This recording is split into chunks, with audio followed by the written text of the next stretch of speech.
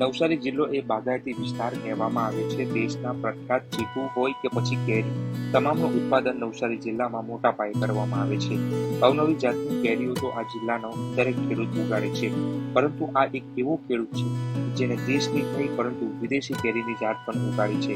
સામાન્ય રીતે જે કેરીમાં પ્રોસેસ કરીને તેને ઉગાડવામાં આવે તેમાં પાક વધુ મળતો હોય છે. આવી જ રીતે ખેડૂતે ફક્ત ભારતની જાત નહીં પરંતુ પાકિસ્તાન, ઇઝરાયલ સહિત વિવિધ કેલિફોર્નિયા જેવા વિસ્તારોની કેરી અહીં ઉગાડી છે. મહત્વની વાત એ છે કે આ વિદેશી કેરીની જાત સામાન્ય કેરી કરતા અલગ જ કરી આવતી હોય છે.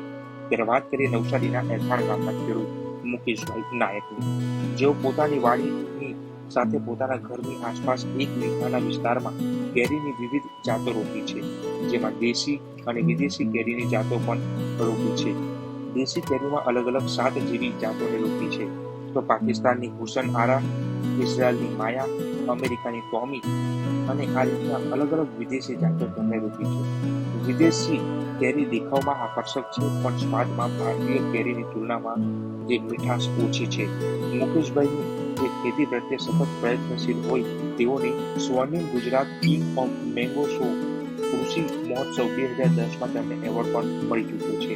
આ ઉપરાંત તેમણે લગભગ 12 વર્ષ અગાઉ જે સોનપરીના જે 6 વૃક્ષો જે એ કર્યા હતા, રોપ્યા હતા અને તેમાંથી તેમને સારી એવી આવક થઈ રહી છે. આ વર્ષની વાત કરીએ તો 6 વૃક્ષમાંથી તેમને 58,000 રૂપિયાની કેરીની આવક થઈ છે. તેમણે જણાવ્યું હતું કે આ 6 ઝાડ પાછળ તેમનો ખર્ચ 1,000થી પણ ઓછો છે. એટલે 25 વર્ષથી જે કેરીની ખેતી સાથે સંકળાયેલા આ મુકેશભાઈ જે નાયક છે, તેમણે પોતાના ઘરના આસપાસના 1 વીઘામાં આપણા ભારતની નહીં પરંતુ વિદેશની અવનવી કેરીની જાતો ઉગાડી છે. જે કેરી છે તે આકર્ષકનું કેન્દ્ર બન્યું છે. ત્યારે ચાલો જાણીએ શું છે વિશેષતા કેરીની. મુકેશ નાયક મારું નામ, અને છેલ્લા 25 વર્ષથી હું આંબાની ખેતી સાથે સંકળાયેલો છું. એમાં મેં ઘણી વિદેશી જાતો પણ ઉગાડી છે અને આપણી ભારતની પણ જે પ્રચલિત સામાન્ય રીતે કેરીઓ છે એનાથી પણ બીજી કેરીઓ મેં ઉગાડી છે.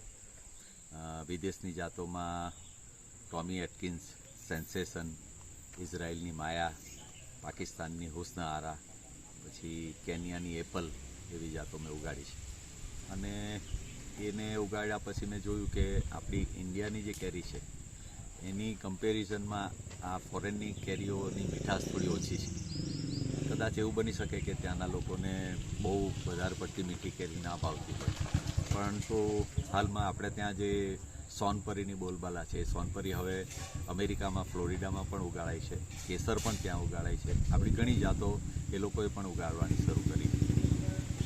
અને બીજી થોડી મને 7-8 જેટલી મેં દેશી જાતો ભેગી કરી છે, જેની રસ બહુ ઉત્તમ કક્ષાનો હોય એવો મેં ચાખીને પછી એની ક્રાફ્ટિંગ